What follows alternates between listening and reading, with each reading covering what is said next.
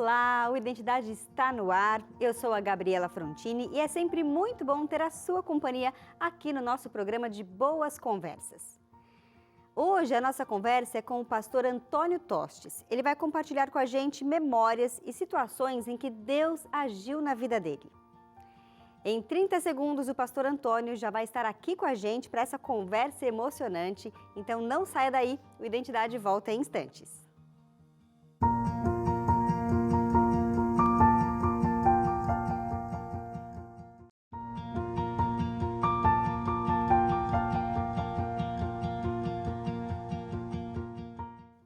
Por 15 anos, ele esteve à frente da Rede Novo Tempo de Comunicação. Mas antes disso, ele já dedicava seus dons, tempo e vida para a glória de Deus. Hoje nós vamos relembrar memórias especiais da vida do pastor Antônio Tostes, o Toninho. Pastor, seja muito bem-vindo aqui ao Identidade. É um prazer muito grande, Gabi, uma satisfação estar aqui com você, a gente que acompanha a Identidade, tantos convidados importantes, você conduzindo tão bem, e hoje eu estou aqui. Que satisfação e que honra e privilégio estar com você. Prazer é nosso. E eu quero saber um pouquinho lá de trás, pastor, como é que era a sua infância, a sua relação com o seu Geraldo e a dona Manuelina, lá no passado, e com as suas irmãs também, com o seu irmão. Como é que era esse comecinho aí da sua vida? Olha, Gabi, eu posso dizer que eu fui, assim, uma pessoa privilegiada em toda a minha vida. É só gratidão a Deus, inclusive na minha infância, porque eu fui o caçula de 4 irmãos.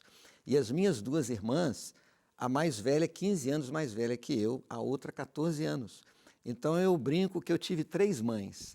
E elas cuidaram muito bem de mim. Eu tenho outro irmão que é 3 anos mais velho. A gente cresceu assim muito unidos. Eu cresci num lar onde eu tinha uma mãe muito temente a Deus, que nos ensinou a respeitar a Deus, a ir para a igreja. E eu brincava muito. Meu pai se esforçou para me colocar parte dos meus estudos, né, em uma escola particular. E eu tive o privilégio ali de aprender muita coisa interessante. E eu era uma criança muito ativa, Gabi. Eu digo até o seguinte, pode ter criança que brincou igual a mim, mas mais do que eu não. Então, eu só posso agradecer a Deus pela infância que eu tive. Que bom, né? E como é que era a relação da sua mãe com o seu pai, apesar dele ter o problema da bebida alcoólica? Como que era a relação deles? Olha, era uma relação assim muito difícil para minha mãe, porque o meu pai era um homem muito bom, um homem trabalhador, mas infelizmente a bebida transformava a vida dele. Então, volta e meia, meu pai chegava em casa, né? Ele bebia mais do que devia, não que ele deveria beber, poderia beber um pouco, né? Não devia beber nunca, mas excedia. E aí quando ele chegava em casa, a minha mãe enfrentava algumas lutas, algumas dificuldades, e eu pude presenciar, né, o meu pai muitas vezes verbalmente agredindo a minha mãe, e aquilo foi muito difícil. Mas quando eu dialogava com a minha mãe, ela sempre procurava não defender o pai, mas ela procurava fazer com que a gente entendesse que ele era um homem doente e que aquela doença tinha cura. Ela nunca jogou os filhos contra o pai. Ela sempre procurou demonstrar que nós devíamos respeitá-lo, amá-lo, para que ele pudesse superar essa doença. Então ela entendia que ele precisava ser amado para que ele vencesse essa luta, porque ele tinha sim as suas virtudes, as suas qualidades. E ela conseguiu, ela venceu. Hoje eu posso testemunhar como um lindo testemunho de uma mulher que superou as lutas, e ela fez isso com muita fé, com muita perseverança. E eu agradeço muito pela forma com que a minha mãe conduziu essa situação tão difícil. Apesar do seu pai ter esse defeito, digamos assim, desse vício na bebida, ele era uma pessoa muito boa, muito trabalhadora, como o senhor comentou, e muito carinhoso, especialmente com você, né, pastor, que era o caçulinha. O meu pai dizia que eu era a bala do pai, né? Ele falava isso comigo. E eu brincava com os meus irmãos que era o filho privilegiado por ser o caçulinha. Mas eu tive uma conexão realmente muito próxima com o meu pai. E eu fui um filho que ele queria que nascesse. Não aconteceu o mesmo com meu irmão. Foi uma situação muito difícil quando a minha mãe engravidou. As meninas já estavam grandes, né? E não tinha condição de ter mais uma criança. Materialmente a vida também não era muito boa. E aquela criança veio. No início meu pai até rejeitou aquela gravidez. No final, ele quando viu que nasceu o menino, meu irmão muito bonito, com os olhos verdes, ele olhou para aquele menino, ele tinha 2 filhas. Ele não apenas aceitou aquela criança, mas ele deu o nome dele para aquela criança. E como uma coincidência, né, a vinda do meu pai montou um negócio que deu certo, a vida material melhorou, e ele viu as duas meninas grandes e o menino pequeno, ele disse assim, eu quero ter mais um filho para fazer companhia para esse, vai ser homem. E ele então, né, o seu desejo foi cumprido, eu nasci e ele me deu o nome do pai dele, de Antônio. Então, isso criou uma proximidade muito grande. Eu digo que eu fui o filho que meu pai quis ter. Eu tive a honra, Gabi, de pregar para o meu pai. A gente vai falar De pregar disso. o coração dele e saber que ele entregou a vida dele a Deus. Foi a sua missão ali, né, pastor? Foi a minha missão missão. cumprida. Como você falou, depois de um tempo você se converteu, mas antes essa conversão chegou no seu irmão, né? O pastor Geraldo hoje. Sim, foi algo assim que foi um plano de Deus que se cumpriu. Eu não vou contar toda a história, porque ela é longa, mas a minha mãe, quando engravidou, ela tomava todos os cuidados, né? Ela engravidou. E no meio daquela gravidez, ela até escondendo, ela teve um sonho, uma visão, e ela viu uma imagem de Jesus, que lhe era familiar, e viu um bebê enrolado num manto. E ela perguntou, por que o senhor vai me dar esse menino? E ela não sabia que ia nascer o menino. E ela ouviu uma voz dizendo, para trazer a introdução. 18 anos depois, o meu irmão conhece a mensagem adventista. E ele era muito religioso. E ele estudou a Bíblia e viu que a mensagem era o que estava na Bíblia. E aí ele se batizou e se converteu, mas escondido do meu pai, com o apoio da minha mãe. E naquele momento, eu não tinha ideia, porque nós éramos católicos praticantes. Eu cheguei a ser coroinha na igreja católica, ajudar a rezar missa. Eu tinha um respeito, como tenho um respeito muito grande por aquilo que eu vivi, né? Entendendo como era a fé, tendo relacionamento com Deus. E aí eu fui escondido estudar por que meu irmão se mudou de igreja. E eu peguei aquelas lições da Voz da Profecia, que ele tinha no armário dele, e escondido eu fui ali estudar aquelas lições. Ele ganhou um livro Caminho a Cristo, eu li o livro Caminho a Cristo, e aí eu conheci um Jesus que eu não conhecia. Mas muito do meu desejo de estudar foi por causa do testemunho do meu irmão. Por ele ser uma pessoa tão correta, tão honesta, íntegra, ele era uma pessoa muito religiosa, e eu comigo disse, se ele tomou essa decisão, é porque tem algo aí que eu preciso conhecer. Então o testemunho dele e esse encontro com a palavra de Deus transformou a minha vida. Depois de um tempo foi o batismo, né, pastor? Como é que foi o dia do seu batismo? Você se recorda desse dia especial? Recordo, claro, no dia 21 de maio de 1981, e foi assim, num domingo à noite, e foi marcante para mim porque eu entrei para a igreja muito jovem, né? Quando me batizei eu tinha 17 anos, então eu entrei para a igreja muito jovem, aliás, 16 anos. E eu me recordo que eu fiz amizade ali com jovens. E tinha um grupo na igreja chamado Divulgação, dos jovens que cantavam. E no dia do meu batismo, esse grupo veio à frente, cantaram assim do lado, e a música que eles cantaram foi aquela música, Junto à Cruz, há lugar para ti. Então foi um dia inesquecível. Infelizmente eu não tenho fotos, não foi registrado, né, esse dia, mas o certificado de batismo eu carrego comigo na minha Bíblia. E o importante é que está na sua memória. Eu troco de Bíblia, também. O certificado de batismo está ali. Olha. Está na minha memória, não apenas aquilo que Deus proporcionou à minha vida, mas a forma como fui recebido e acolhido na igreja pelos meus amigos jovens lá na Igreja Central de Juiz de Fora.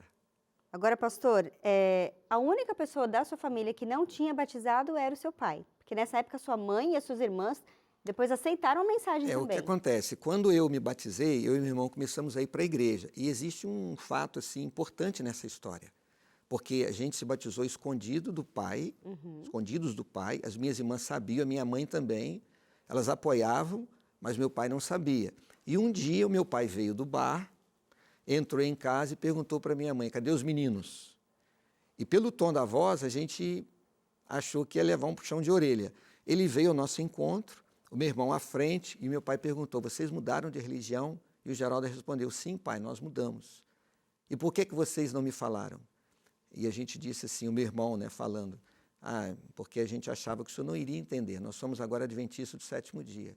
Ele puxou o meu irmão por um braço, e eu por um braço, nos abraçou e começou a chorar. Olha só. Aí ele disse assim, a mesma pessoa que me falou lá no bar que vocês mudaram de religião, disse que vocês são os melhores rapazes do bairro. Olha, que orgulho, né? Então, aquilo deu a ele, assim, a certeza de que a gente não estava fazendo nada de errado. O que aconteceu? A minha mãe se batizou, as minhas irmãs se batizaram e só ficou o meu pai. Mas teve um momento dele, né? Teve um momento dele, inclusive, Acredito que toda a família tem orado muito por isso, inclusive a dona Manuelina, que orava muito pelo seu Geraldo. Exatamente. Foi exatamente isso, Gabi. Passaram-se muitos anos e houve até uma situação difícil, né? Porque meu pai contraiu uma doença, um câncer na laringe. E eu me recordo que eu tive até convites, eu já estava no Rio de Janeiro, já trabalhava para a obra, meu irmão já era um pastor formado, e meu pai não tomava decisão. As poucas vezes que ele ia na igreja, quando a gente pregava na igreja, até que eu decidi fazer uma semana de oração na igreja que estava no bairro, que foi construída uma igreja lá no nosso bairro.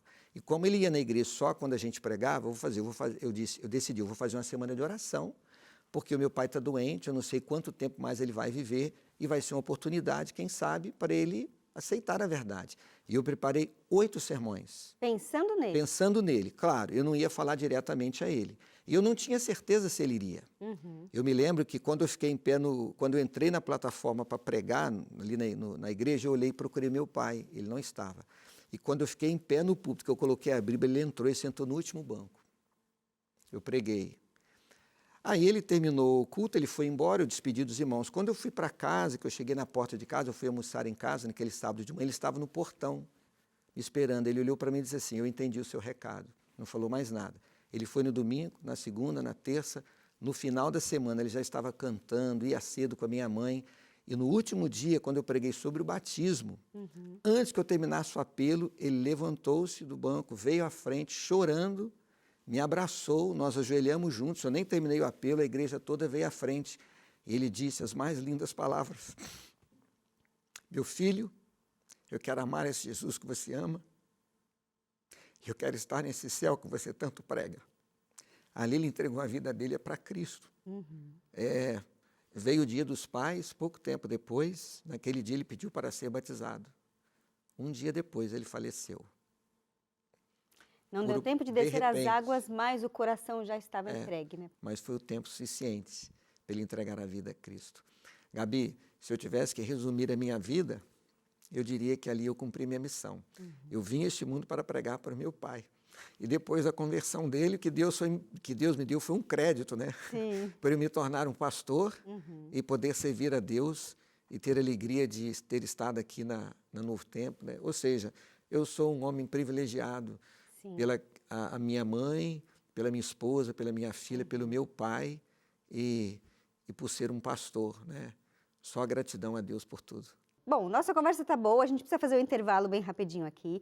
Você de casa continua com a gente, porque no próximo bloco tem mais, mas enquanto isso, aproveite para conhecer o nosso catálogo da revista Esperança. O Identidade volta já. Você conhece a coleção de revistas Esperança? Temos uma grande variedade de temas que certamente você vai se interessar. Saúde física, mental e espiritual, família, finanças, profecias, crenças, fé e muito mais. Visite nosso site novotempo.com/escola bíblica. Escolha a revista Esperança que melhor se adapta às suas necessidades e como quer recebê-la. Insira seus dados, coloque seu nome completo, seu CPF, endereço, e-mail e telefone. E como conheceu a nossa revista Esperança. Neste caso, selecione a opção TV. Pronto! Você receberá seu material em breve. É muito fácil. Não perca sua revista Esperança sem custo. TV Novo Tempo, o canal da Esperança.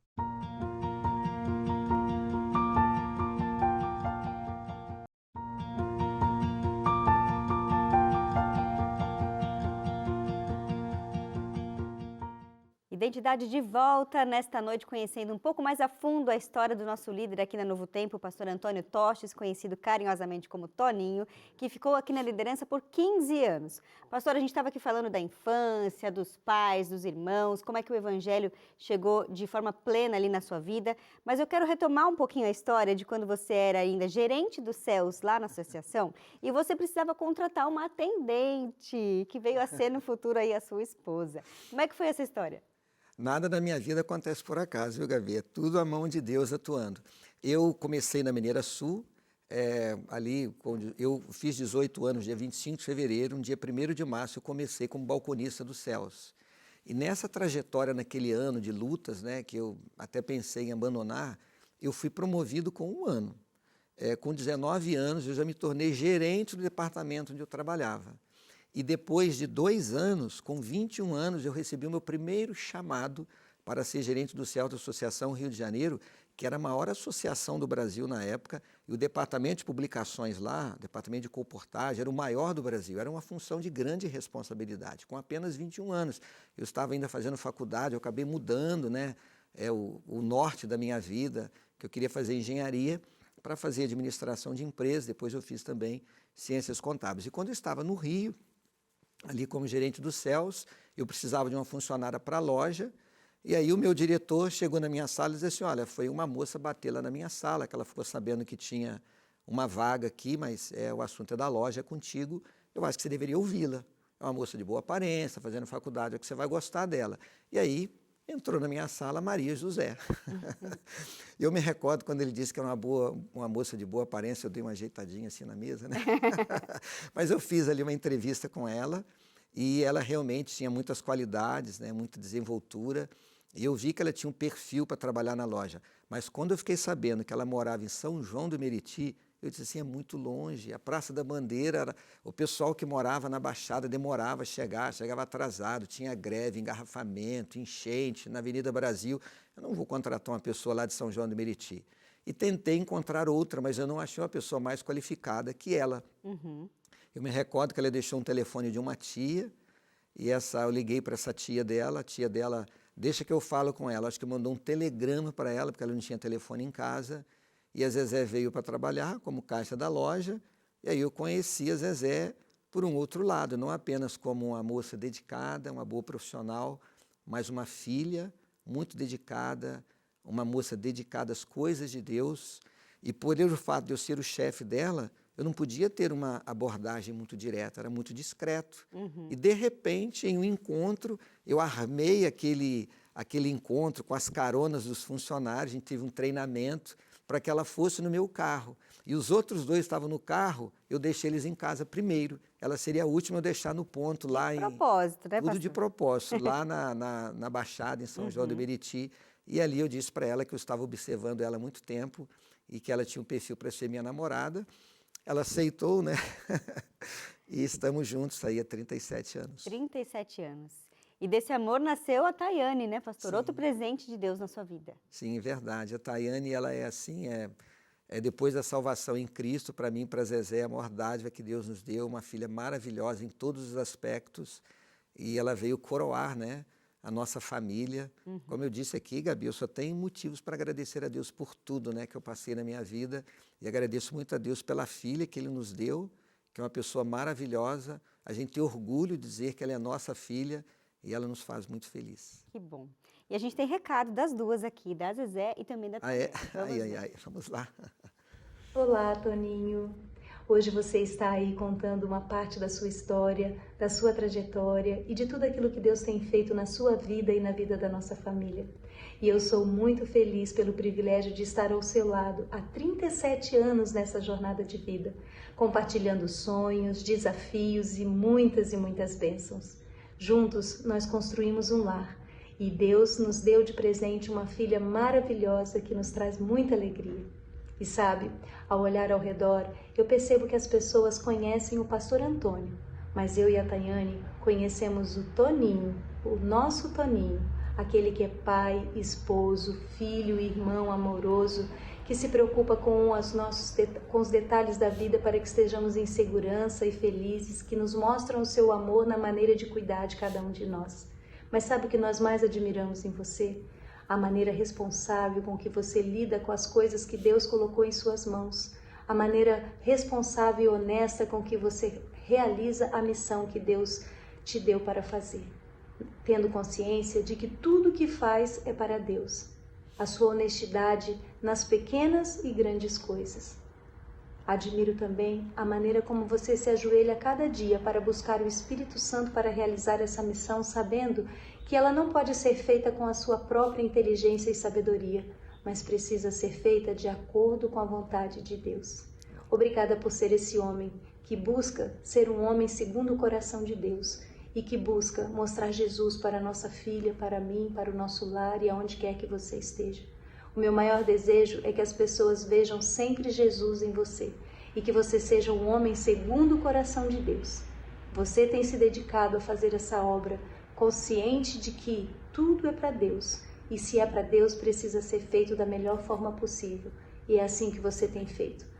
Aliás, tudo que você faz na sua vida, você busca a excelência. Parabéns por ser esse homem que mostra Jesus para nós. Parabéns por ser esse marido e pai que nos ama. Muito obrigada pelo seu amor e seu cuidado. Nós amamos você e queremos estar junto contigo no céu. Deus não me deu apenas um pai, mas Ele me deu também um mentor, né? Muitas das minhas qualidades que eu tenho, eu aprendi com meu pai. Meu pai me ensinou a ter responsabilidade, a priorizar a nossa família, né? Estar com a família. Meu pai me ensinou a colocar em primeiro lugar as coisas de Deus. Me ensinou também os valores dele, né? Me passou os valores dele, valores de integridade, de honestidade. E esses foram os valores que eu aprendi dentro da minha casa e que eu tento levar hoje para o resto da minha vida. Meu pai também, como um profissional que eu admiro muito, eu vejo que ele não procurou durante a sua carreira o caminho mais fácil, o caminho mais simples, mas sim o caminho das coisas que eram certas, e ele agarrou os desafios, muitas vezes de forma visionária, mas também sem perder a humildade, porque ele sabia que as conquistas não vieram dele, mas através dele ser usado por Deus, né, dos caminhos de Deus. Então eu tenho muito orgulho do meu pai como pessoa, como pai, irmão, marido, filho, e também como pastor e um administrador. Muito orgulho do pai que Deus me deu. Que bonitinha. Está difícil hoje, né, pastor? Ó, Gabi, eu não mereço tudo isso. A generosidade da Zezé e da Tayane, né? A Zezé ora por mim todos os dias. A maior virtude da Zezé é o maior dom que ela tem, o espiritual. É uma mulher de Deus. Eu devo muito da minha vida espiritual a ela, porque ela também dá uns puxão de orelha de vez em quando, alguns cuidados, né? Então eu agradeço de coração, né, de receber esse carinho da minha esposa, minha filha, e agradeço muito por Deus tê-las colocado na minha vida. Então, antes de sair para a aposentadoria, qual que é o seu sentimento agora, assim, depois de 15 anos, de ver como a Novo Tempo foi usada por Deus para alcançar tanta gente? Verdade. Trabalhar no Novo Tempo, Gabi, é um privilégio. Não que outros setores do trabalho da igreja não traga, né, essa alegria de servir. Eu trabalhei na Casa Publicadora Brasileira, é uma instituição ricamente abençoada, fui tesoureiro de união, de campo, trabalhei com publicações muito tempo, né? Trabalhei em todas as áreas, mas a Novo Tempo, ela dá um privilégio que nós não temos, talvez, como organização em outros lugares, que é ver o resultado do trabalho acontecendo muito rapidamente. Porque a gente vê histórias chegando aqui todos os dias de vidas transformadas. Então, é um privilégio que a gente tem de ser a linha de frente. Estamos de frente pregando o Evangelho todos os dias, né? Com a Bíblia aberta na rádio, na TV, na internet, nas nossas mídias, você trazendo histórias incríveis aqui também. Então, a gente tem esse grande privilégio. E Deus me deu a alegria de estar aqui. E se você perguntar para mim o que mais lhe marcou no Novo Tempo, não foram as inaugurações das novas instalações, não foi a expansão da Novo Tempo em todas as TVs pagas, se espalhando pelo Brasil, as nossas emissoras de rádio. O que mais me marcou aqui no Novo Tempo foram as histórias, que eu vou levar para mim para sempre, né? Comigo, os testemunhos que nós ouvimos, as histórias que nós presenciamos. A razão da existência são as histórias. Sim. Então, eu vou levar comigo essas histórias para sempre. E aquele sentimento de poder dizer, eu ajudei, né, a contar essas histórias. Assim como você, os nossos colegas estão aqui no estúdio, cada anjo da esperança que sustenta o Novo Tempo, nós somos instrumentos de Deus para que essas histórias sejam contadas. E para mim, fazer parte dessas histórias é tudo de melhor que eu vou levar na minha vida do tempo da Novo Tempo. Pastor, muito obrigada pela sua participação aqui, por ter aberto o coração, contado um pouco mais da sua história, de você que foi um líder muito importante por bastante tempo aqui na Novo Tempo e realmente fez a mensagem de esperança se espalhar por muitos lugares aqui no Brasil. Obrigada. Obrigado de coração, foi um prazer imenso. Eu que agradeço. E é isso, gente. Aqui no Identidade a gente sempre traz histórias inspiradoras, que a história do Pastor Toninho possa mostrar para você aí de casa como é importante a gente se colocar nas mãos de Deus diariamente, pedindo isso em oração, para que todas as nossas decisões, não só de uma pessoa que tem um cargo importante, mas seja qual cargo você ocupar, em qual trabalho você fizer, que você se coloque sempre nas mãos daquele que é o nosso Criador, nosso mantenedor e nosso Redentor. Fique com Deus e até o nosso próximo encontro. Tchau, tchau.